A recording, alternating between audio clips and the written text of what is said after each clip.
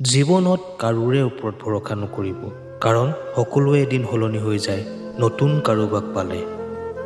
আপোন হৈ জীৱনলৈ আহে, সপোন হৈ দুচকুত ধৰা দিয়ে, প্ৰথমে আপোন বুলি বিশ্বাস যোগায় আৰু তাৰ পিছত অকলশৰীয়া কৰি এৰি থৈ যায়। এয়াই জীৱন। তোমাৰ জীৱনলৈ যেনেকৈ আহে তেনেকৈ মানুহবোৰ গুচি যায়। তাক মানি ল'লেই দুখবোৰ কমি যায়। সকলো সুখ যদি টকাৰ দ্বাৰা পোৱা গ'লহেঁতেন, তেন্তে ভাল পোৱাও বিক্ৰী হ'লহেঁতেন দোকানত।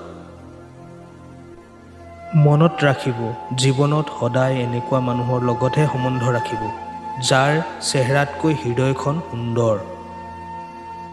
জীৱনৰ আধা বয়স যোৱাৰ পাছতহে অনুভৱ হয় যে মা-দেউতাই ঠিকেই কৈছিল, ডাঙৰ হৈ লোৱা, তাৰ পিছতহে বুজি পাবা জীৱন কি বস্তু। আপুনি যি হেৰুৱাইছে তাক লৈ দুখ নকৰিব। পৃথিৱীলৈ আহোঁতে আপুনি খালী হাতেৰে আহিছে, গতিকে নিজৰ বুলি আপোনাৰ একোৱেই নাই। এজনী নাৰীয়ে এজন পুৰুষৰ পৰা দুটা বস্তু সদায় বিচাৰে, সেয়া হ'ল ভালপোৱা আৰু সন্মান।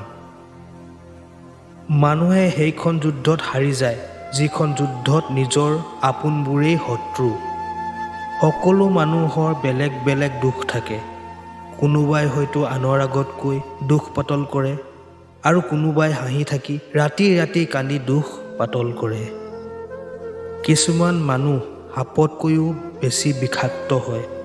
সাপক তথাপি দূৰৰ পৰা চিনিব পৰা যায়, কিন্তু এই বিষাক্ত মানুহবোৰক চিনি পোৱাটো বৰ টান। এনেবোৰ মানুহক চিনি পালেই আঁতৰি থাকিব।